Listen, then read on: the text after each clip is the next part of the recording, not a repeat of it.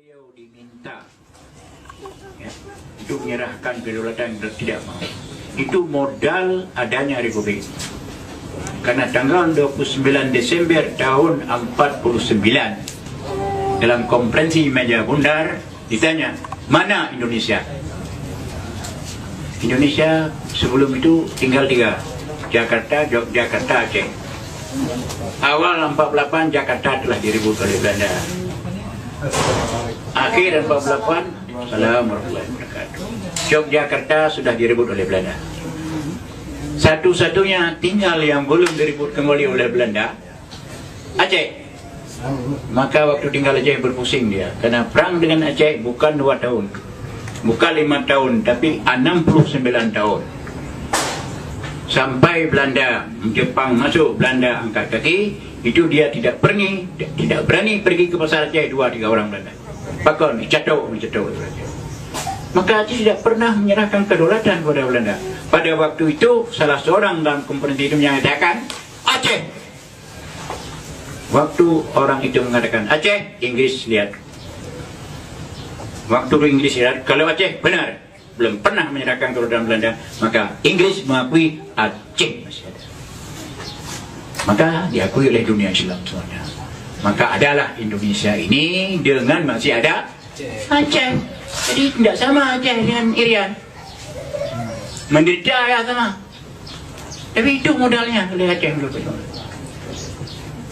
Bung Karno 4 kali datang ke Aceh. Datang pertama minta dukungan rakyat Aceh, ulama dan rakyat Aceh. Atas dasar apa saya bantu pada Abu Daud beri? Atas dasar kebangsaan, saya tidak mau. Karena ulama-ulama dulu, pemimpin dulu Islam. Kalau ada dasar Islam, saya mau. Maka Soekarno mengatakan, saya akan berusaha mendirikan Republik ini atas dasar agama Islam, sekurang-kurangnya untuk Aceh. Tulis. Itu disimpan oleh Abu Mansur sampai tahun 2007 macam pernyataan itu. Kemudian yang kedua, minta bantuan Aceh. Kita mengalami hubungan luar negeri yang sulit. Kita perlu pesawat terbang. Tanya, berapa harga pesawat terbang? Saudara Presiden, 25 kilo emas. Mansur, kajak karampokmu udah kepat. Yang mbak saudara Aceh yang karampok, kita belum kepai dia. Maka dengan surat itu mah lalu menjilul untuk sini urina untuk dan dalam tempoh 3 hari dari orang-orang kaya Aceh musapat 50 kilo lebih, 2 buah kapal terbang.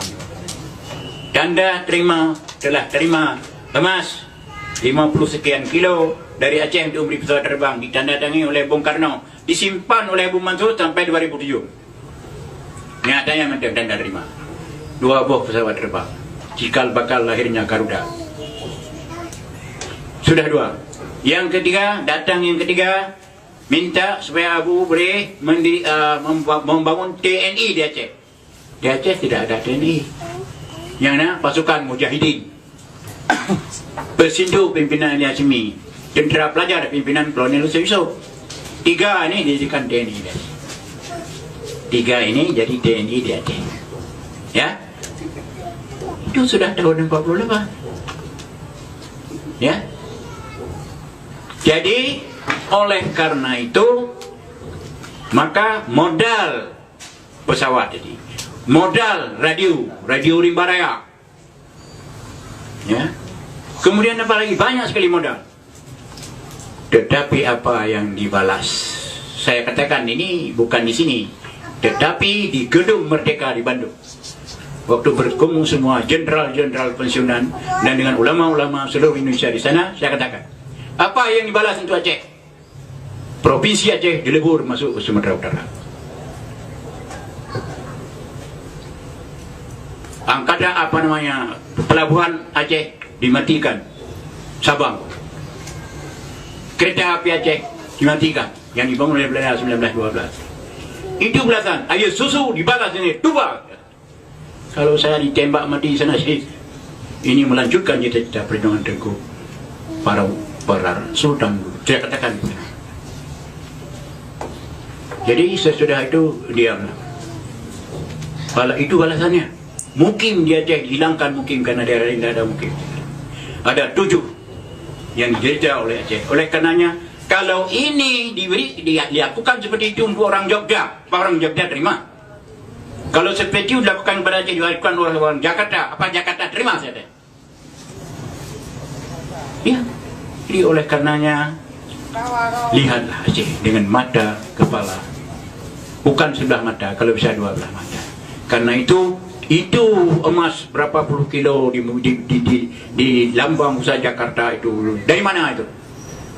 Dari saudara-saudara Aceh. Jadi jangan samakan Aceh.